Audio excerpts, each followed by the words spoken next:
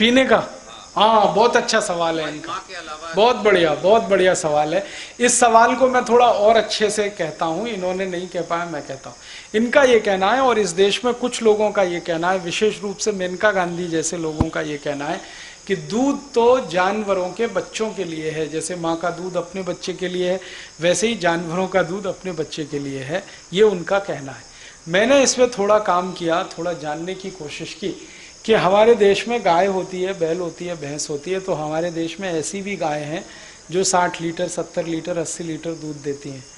थरपारकर, साहिवाल, कांकरेज, अमृत महल, राठी कुछ ज़्यादा दूध देने वाली गाय हैं। अब बछड़े का दूध जो होता है, जो वो रोज पी सकता है, वो उसके वजन का 1/10वां हिस्सा होता है।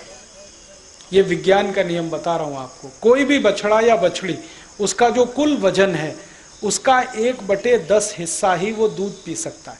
मान लो बछड़े का वजन है 10 किलो, कल्पना करो, जब वो पैदा होता है 15 किलो, कल्पना करो, तो वो एक दिन में 1.5 लीटर ही दूध पी सकता है।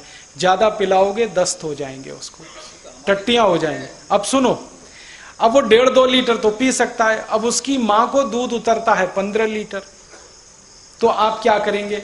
आप ये करेंगे, या तो बछड़े को ज्यादा पिलाएंगे तो वो बीमार होकर मर जाएगा, या बछड़े को दूध 1.5-2 लीटर ही पिलाएंगे, बाकी दूध मां को उसके थनों में ही छोड़ देंगे तो मां मर जाएगी। क्योंकि दूध जो है ना वो प्रोटीन है, और जब वो सूखेगा तो वही ट्यूमर में कन्वर्ट होगा और कैंसर होगा और वो गाय मर जाएगी।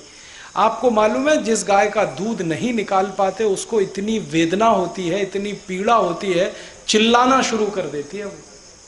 कई बार क्या होता है ना, माँ जैसे वैसे ही गाय, कोई माँ है ना, जन्म देते ही उसका बच्चा मर गया, तो अंदाजा लगा लो उस माँ को कितनी तकलीफ होती है, उसका दूध नहीं निकलता।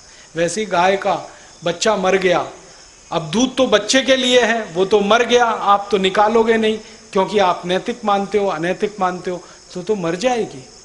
इसलिए हमारे शास्त्रों में कहा गया कि बछड़े और बछिया के लिए वजन के अनुपात के हिसाब से दूध छोड़िए।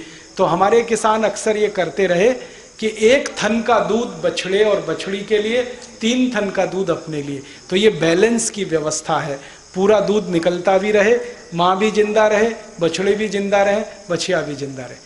अब क्या हुआ, इस देश में कुछ लोगों ने कहना शुरू किया दूध बच्चे का अधिकार है, आप पी रहे हो तो आप अनैतिकता कर रहे हैं। तो अब फैल गया, दूध पीना बंद कर दो। क्या पियोगे? आपके पास कैल्शियम का दूसरा स्रोत क्या है? दूध के अलावा हिंदुस्तानियों के पास कैल्शियम का दूसरा स्रोत क्या है?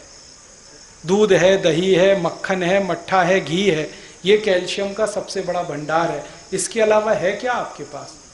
दालों में प्रोटीन है, गेहूं में, चावल में कार्बोहाइड्रेट्स, वसा और दूसरी चीजें हैं। कैल्शियम नहीं मिलेगा, हड्डी बनेगी नहीं, हड्डी बनेगी नहीं, शरीर चलेगा नहीं। कैल्शियम का एक ही भंडार है, दूध और दूध की बनी हुई चीजें।